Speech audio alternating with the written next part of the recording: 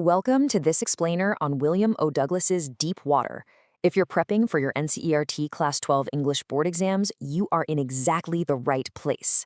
We're going to map out Douglas's incredible, true journey from absolute terror to total triumph.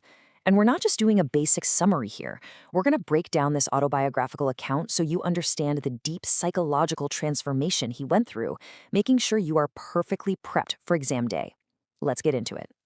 Here is our quick game plan for today's explainer. We'll cover the origins of his fear, that terrifying YMCA pool misadventure, how he literally built himself into a swimmer, his final test in the deep waters, the key themes and symbols you absolutely need to know, and finally, we'll crack open the board exam question vault. All right, Section 1, the origins of fear. Every good story has a starting point, right? Now, Douglas's journey actually begins with seeds of terror planted super early. Picture this. You're just 3 or 4 years old, hanging out at a California beach with your dad. Suddenly, a massive wave knocks you down. You're buried under the water, entirely breathless, and just petrified. This wasn't just a minor childhood scare. It was a profound, paralyzing trauma. It completely set the stage for his subconscious, making him terrified of water before he even really understood what it was. Moving on to Section 2, the YMCA pool misadventure. This is where things get really intense. You really have to appreciate the massive disconnect here between physical reality and psychological reality. Douglas is about 10 or 11 now, trying to learn how to swim in a YMCA pool.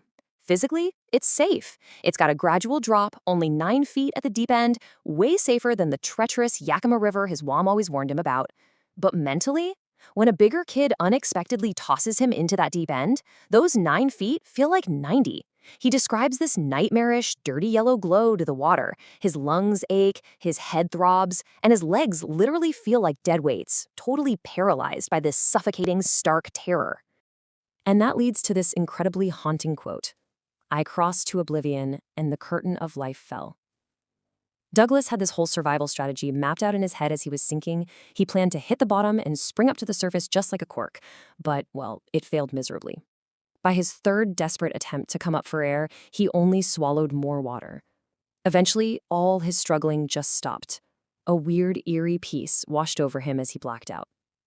Obviously, he survived, but that intense near-death terror haunted him for years, completely ruining his joy for fishing and canoeing. Okay, Section 3, building a swimmer. How do you come back from something like that? Well, he realized he couldn't do it alone, so he hired an instructor. And this guy didn't just teach swimming. He systematically built a swimmer out of Douglas. First, he gave him a sense of physical safety, using a belt and pulley system attached to an overhead cable. Genius, right?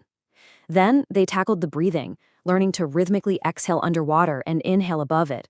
Finally, they spent weeks just doing kicking exercises, slowly but surely unparalyzing those legs that used to freeze up in pure panic.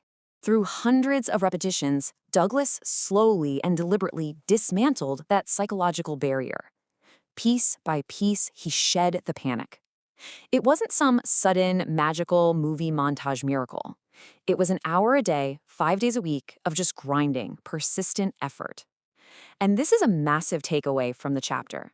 Sheer willpower, combined with methodical, step-by-step practice, is the ultimate antidote to panic. Section 4. Conquering the deep waters. It's time for the final exam. Eventually, the instructor was finished, but Douglas, he knew he wasn't. He had to know for sure if the terror would creep back in when he was totally alone, without the safety cable. So, he heads up to Lake Wentworth in New Hampshire, dives right off a dock, and swims. And when a tiny, faint trace of that old terror whispered to him out in the middle of the lake, he literally laughed out loud at it and just kept paddling. Talk about a power move. Notice how the scenery shifts here. The expansive, beautiful nature of the Cascades, the Yakima River and warm lake forms this incredible contrast to that tight, suffocating yellow YMCA pool from his childhood. He's climbing peaks, he's diving into icy depths, swimming across warm lake and back. The open water used to be a symbol of death for him, but now it's his absolute playground. He shouted with joy, and the echoes answered back. He had definitively conquered his fear. Section 5. Themes, symbols, and scenery. Let's do some quick literary analysis.